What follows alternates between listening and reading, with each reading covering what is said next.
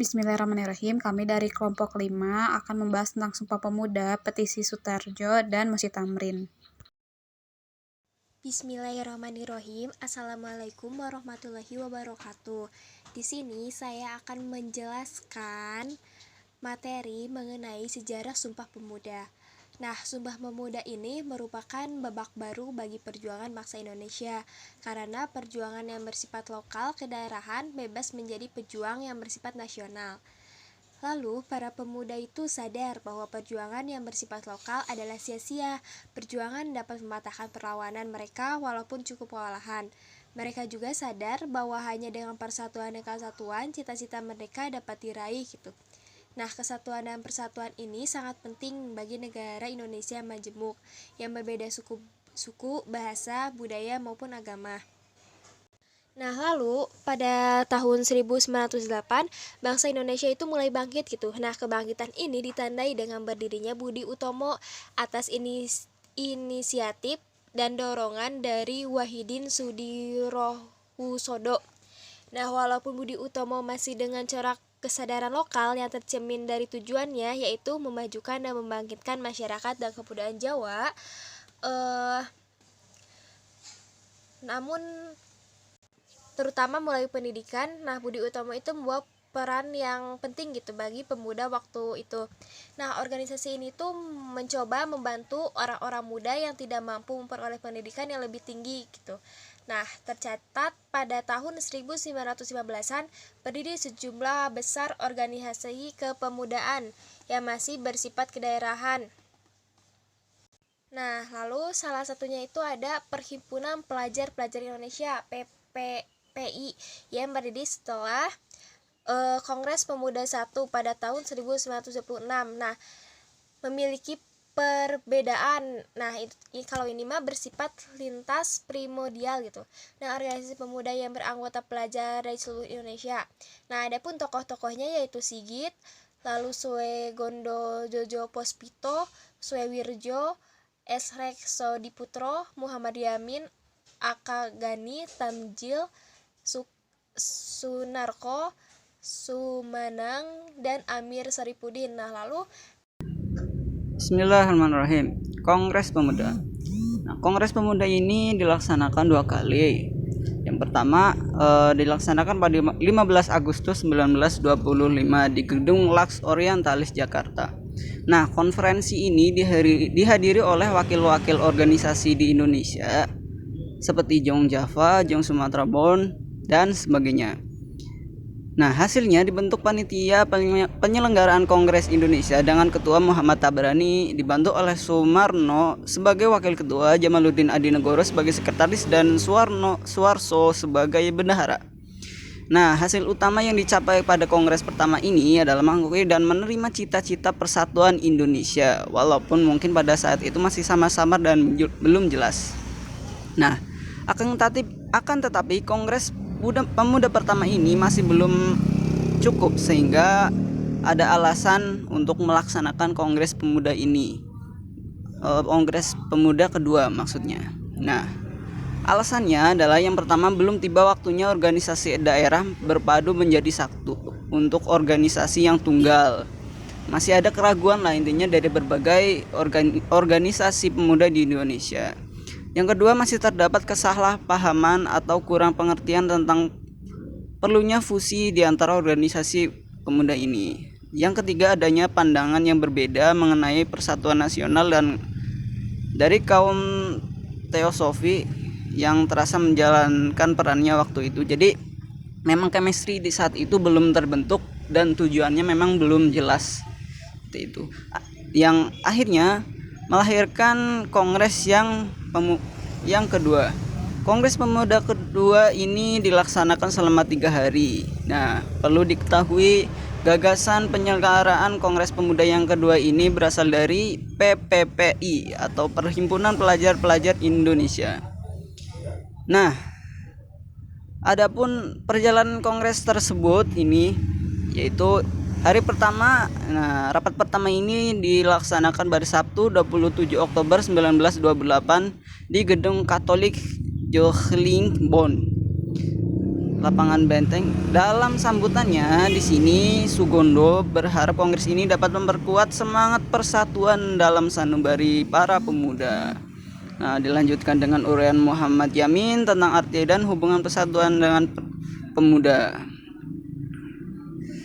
Dilanjutkan hari kedua pada Minggu 28 Oktober 1928 di Gedung OS Java Bioskop membahas masalah pendidikan. Nah, di sini ada dua pembicara yaitu Purno Wulan dan Sarmi di Mangun Sarkoso yang sependapat bahwa anak harus mendapat pendidikan kebangsaan. Harus pula ada keseimbangan antara pendidikan di sekolah dan di rumah.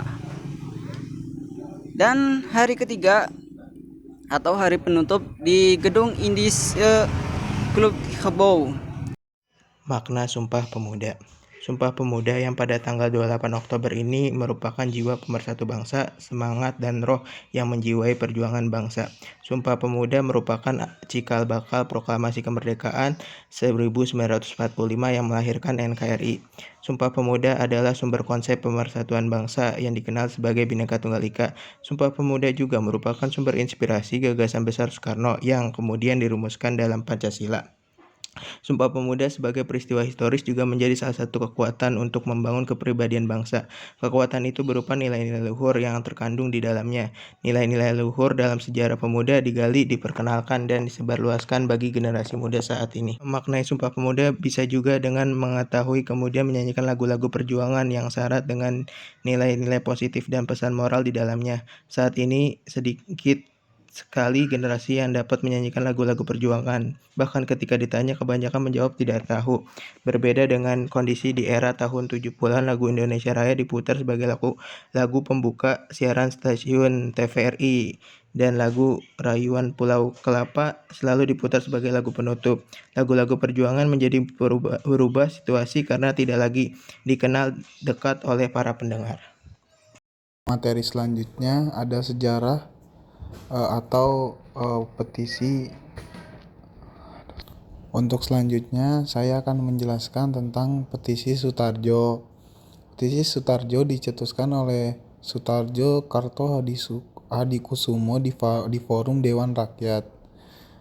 Petisi Sutarjo ini mencapai puncaknya atau mengajukan petisi ini pada sidang Volksraad dilaksanakan pada tanggal 9 Juni 1936. Petisi Sutarjo ini ditolak oleh pemerintahan Belanda pada saat itu, Ratu Belanda, dikarenakan Indonesia belum siap mendirikan atau membuat sistem pemerintahan sendiri.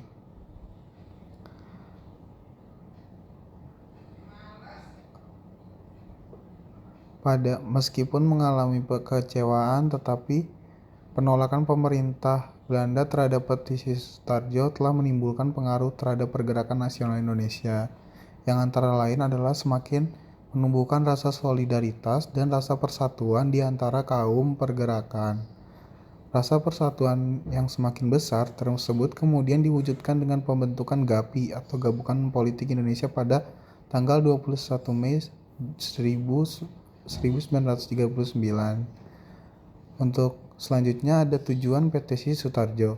Petisi Sutarjo ini dibuat agar diadakannya suatu konferensi antara wakil-wakil Indonesia dengan Belanda yang anggota-anggotanya dari masing-masing negara itu mempunyai hak dan derajat yang sama.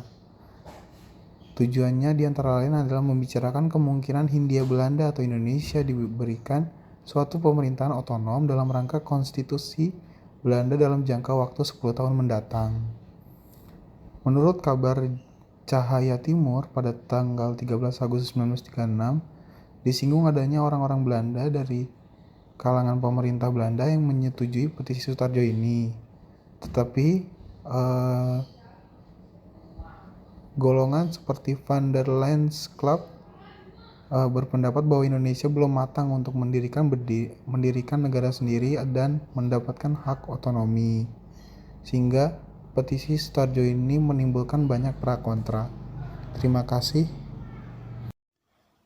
Bismillahirrahmanirrahim, saya akan menjelaskan mengenai Mosi Tamrin. Pertama, dari biografinya. Mosi Tamrin atau yang disebut dengan Muhammad Husni Tamrin atau juga yang disebut dengan M.H. Tamrin adalah tokoh Betawi yang hidup pada masa Hindia Belanda. Tamrin lahir dari keluarga terpandang pada tanggal 16 Februari tahun 1894 di Sawah Besar, Batavia atau yang menjadi Jakarta sekarang. Tamrin menyelesaikan pendidikan di sekolah Belanda, Koning Willem III, yang membuatnya fasih berbahasa Belanda dan memiliki kemampuan berdebat yang baik. Di sekolah ini, Tamrin mulai tertarik di bidang politik dan mengagumi tokoh-tokoh pergerakan seperti Douwe Dekker, Dr. Cipto Mangunkusumo, Van der Zie, dan Dr. Komperberg. Kiprah politiknya dimulai ketika Tamrin terpilih menjadi anggota Dewan Kota dan berlanjut menjadi anggota Dewan Rakyat. Volkskrant. Pada tahun 1919, Muhammad Husni Tamrin diangkat menjadi anggota Dewan Kota. Sejak saat itu, ia makin giat untuk memperjuangkan ide-idenya untuk memperbaiki keadaan masyarakat Betawi. Pada tahun 1923, Tamrin mendirikan Persatuan Kaum Betawi untuk memajukan warga Batavia atau Jakarta yang saat itu mengalami diskriminasi oleh pemerintah Hindia Belanda.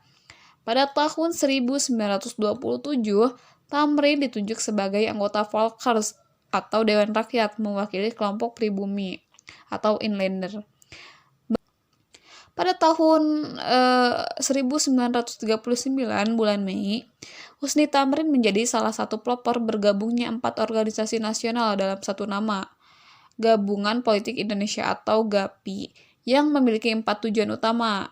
Indonesia menentukan nasib sendiri, persatuan nasional, pemilihan secara demokrasi, dan solidaritas antar warga Indonesia dan Belanda untuk memerangi fasisme.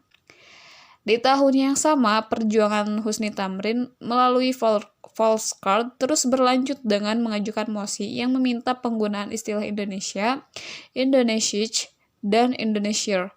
Indonesia, bahasa Indonesia, dan rakyat Indonesia digunakan sebagai pengganti Nederlands-Indie, Nederlands-Indische, dan Inlander.